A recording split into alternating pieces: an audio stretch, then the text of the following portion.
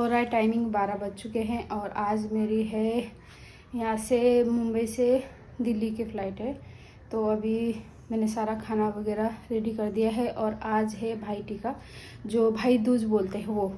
क्योंकि हमेशा दिवाली के बाद एक दिन छोड़ के होता था, तो मुझे ये अंदाज़ा था कि एक दिन छोड़ के है और 14 तारीख को भैया दूज मनाएंगे। मतलब मेरा तो नहीं, जैसे मेगा मनाएगी, मेगा आकाश को लगाएगी और 15 तारीख को मैं जाऊंगी। तो इसी हिसाब से मैंने टिकट कर दिया था, पर मुझे बाद में पता चला, दिवाली के एक दिन पहले पता चला कि मतलब इस बार वैसे तो 2 दिन है पर ज़्यादातर लोग 15 तारीख को ही मनाएंगे। तो इस वजह से मतलब आज मेरे को अभी जाना है। और आज देखो, आज आकाश सुबह 5 बजे गया है किसी काम से। तो अभी उसको कॉल किया था मैंने, तो बोल रहा है अभी जैसे काम ख़त्म होता है तो मैं आता हूँ। तो मैंने यहाँ पर देख सकते हैं पूरी तैयारी कर दी है मेगा के लिए, क्योंकि अभी मैं सारा रेडी कर दूँगी और वो उसको बताऊँगी कैसे क्या करके लगाना है। क्योंकि अभी 12 बज चुके हैं तो मुझे 1 बजे तक तो निकलना ही पड़ेगा, क्योंकि बीच में जाम भी है और फिर वहाँ पर जाके इधर उधर, और इतना बड़ा एयरपोर्ट है, मैं तो सच में उसी में घूमते रह जाऊँगी। तो इस वजह से मैं 1-1.5 घंटा लेके चल रही हूँ। तो यहाँ पर ये सूट पहन के जाऊंगी और ये मैंने आकाश का स्वेटर मांगा है और ये वाला अटैची लेके जाऊंगी। ये वाला स्वेटर है।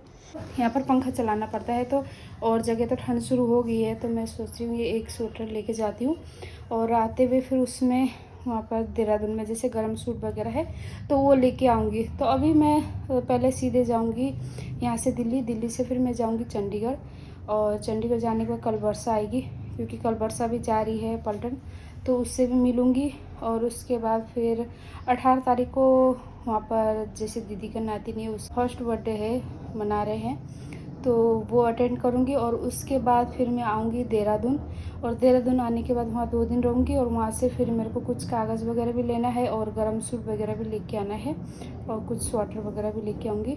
तो वहाँ से आने के बाद फिर वहाँ 2 दिन बैठने के बाद फिर वहाँ से मैं जाऊँगी दिल्ली में। जो हम पहले यहाँ पे क्वार्टर में रहते थे, वो दीदी का कितनी बार कॉल आ चुका है। वो वैसे नेपाल के हैं, पर अभी उनकी बेटी की शादी है दिल्ली में, तो उन्होंने बार बार मेरे को रिक्वेस्ट कर रहे थे, प्लीज़ पक्का आना। और दिल्ली में जैसे वो उनका भी इतना कोई है नहीं, क्योंकि वो लोग नेपाल में रहते हैं, तो अभी बेटी की शादी वो दिल्ली से कर रहे हैं। तो फिर उनका बार बार मुझे कॉल भी आ रहा है, रिक्वेस्ट भी कर रहे थे। फिर मैंने कहा चलो, इतना बोल भी रहे हैं और काफ़ी मतलब उन्होंने काफ़ी हेल्प भी किया है, मतलब बहुत अच्छे भी हैं वो लोग, जैसे दाई हैं, दीदी है। ये 3 काम है वो भी करते हैं और थोड़ा मिलना भी हो जाएगा सभी से। तो इस वजह से तो अभी मैंने सारा रेडी तो कर दिया है। मैं आकाश की वेट कर रही हूँ कि आकाश आए और फिर मेरे सामने अगर वो लोग टीका लगा देते तो और अच्छा था। ये अभी देखो मैंने सारा रेडी कर दिया, खाना वगैरह भी बना दिया है मैंने। मैं 1 हफ्ते में तो आ ही जाऊँगी, और तब तक मैं इधर समझा दिए है कैसे क्या करना है। आकाश को भी समझा दिया है और मेगा को भी समझा दिया है। बस वही है, 1 हफ्ते के लिए जा रही हूँ। तो चलिए, अभी सारा रेडी हो गया है। अभी मैं बस पहले खाना खा लेती हूँ, भूख लग रही। सुबह से मैं बस ये तैयारी करने में और खाना बनाने में मेरा टाइम पूरा 3 से 4 घंटे लग गए हैं। तो अभी फटाफट से खाना खाती हूँ और फिर कपड़े पहनती हूँ और 1 बजे तक मैं निकल जाऊँगी, क्योंकि अगर लेट हो गए तो फिर फ्लाइट छूटने की डर रहता है, तो इस वजह से।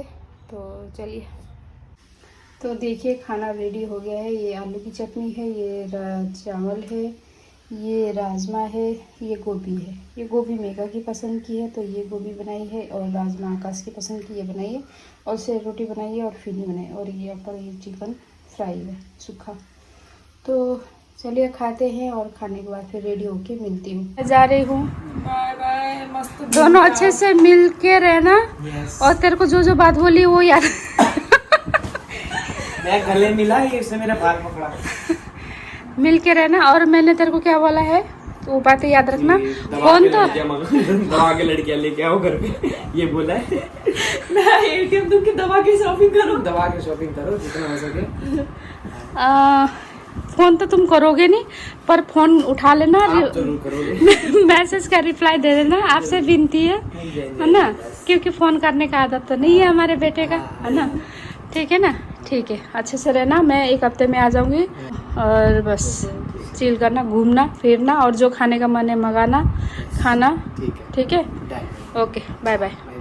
तो मेघा और आकाश के साथ विदा बादल लेने के बाद मैं बैठ गई थी ओला में और एयरपोर्ट के लिए निकल गई थी, क्योंकि थोड़ा टाइम में पहुंचना था। और आज मेरे को थोड़ा टेंशन भी हो रहा था कि दो मन हो रहा था कि मैं जाऊं या कैंसिल कर दूं, ऐसा हो रहा था, क्योंकि अभी आकाश और मेघा घर पे अकेले थे और मुझे ऐसा लग रहा था कि कभी मैं जाऊंगी तो फिर कुछ दिक्कत ना आ जाए। तो फिर उन दोनों ने काफ़ी दिन से मेरे पीछे पड़े थे कि जाओ जाओ मम्मी जाओ बोल के। तो फिर उनकी ज़िद भी थी और वो लोग मेरे को हौसला भी दे रहे थे कि हम अपना एकदम अच्छे से ध्यान रखेंगे आप।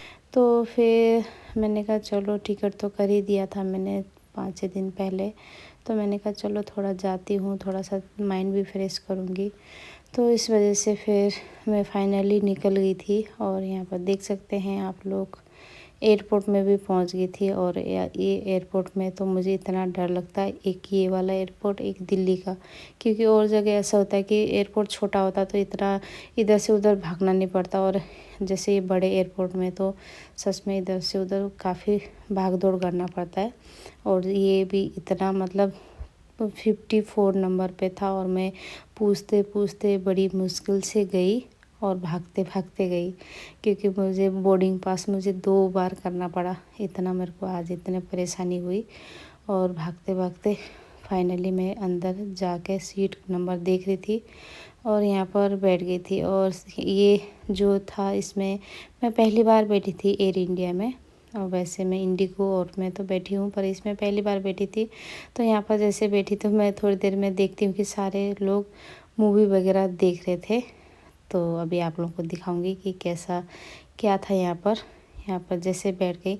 और बैठने के बाद मैं जैसे बता रही थी तो यहाँ पर पूरा आवाज़ गूंज रहा था, इसलिए मैंने म्यूट रख दिया।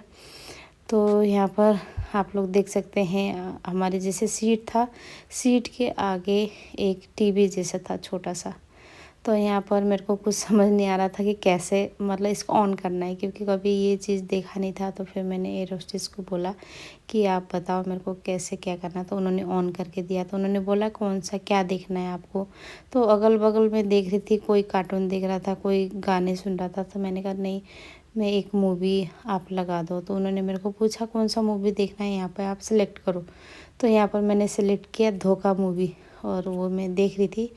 और देखने के बाद थोड़ी देर में फिर मेरे को खाने को पूछा गया कि आप वेज खाओगे कि नॉन वेज। तो फिर मैंने नॉन वेज बोला। तो खाना मतलब काफ़ी अच्छा था और टेस्टी था। और उसके बाद जैसे मैंने ये खाना खाया, और खाना खाने के बाद थोड़ी देर के बाद फिर चाय भी पिया था। और उसके बाद फिर फाइनली मैं पहुंच गई थी दिल्ली के एयरपोर्ट में। और यहाँ पर मैंने जैसे पूछा था कि हमारा लगेज वगैरह कहाँ मिलेगा, उन्होंने बताया कि 2 नंबर पे। और मैं जाकर 2 नंबर पे लाइन पे खड़ी रही देख रही हूँ कि मतलब लोग भी थोड़े अलग लग रहे थे। तो बाद में मेरे को पता चला, जब 10 से 15 मिनट हो गए थे, तो मुझे लगा कि शायद ये नहीं है। तो मैंने उनको पूछा तो उन्होंने बोला नहीं, ये वाला नहीं है, वो दूसरे वाला है। तो इसी में मेरा मतलब आधा से पौना घंटा टाइम वेस्ट हो गया था। और फिर जाके मेरे को यहाँ पर आई, तो यहाँ पर मेरे को अपना लगेज मिला। और ये लगेज लेने के बाद फिर मैं गई ऑटो से बस स्टैंड। वहाँ से ओल्वो बस में गई मैं चंडीगढ़ के लिए। तो बीच में मतलब एक जगह चाय पीने के लिए बस रुकी थी। रात के 1 बज चुके हैं और यहाँ पर चाय पीने के लिए बस रुकी है। तो मैं यहाँ पर चाय और ये तो अभी मैंने चाय मंगाया था, इतना फीका चाय। तो मैंने फिर से बोला, तो फिर से दोबारा थोड़ा कड़क चाय बना रहे। तो अभी चाय के साथ ये खाऊंगी। और खाना तो वैसे मैंने प्लेन में खा लिया था, शुक्र खाना मिल गया, इतना भूख लग रहा था। तो अभी बस रात को पहुंचूंगी और सुबह उठ के ही खाऊंगी जो भी खाऊंगी।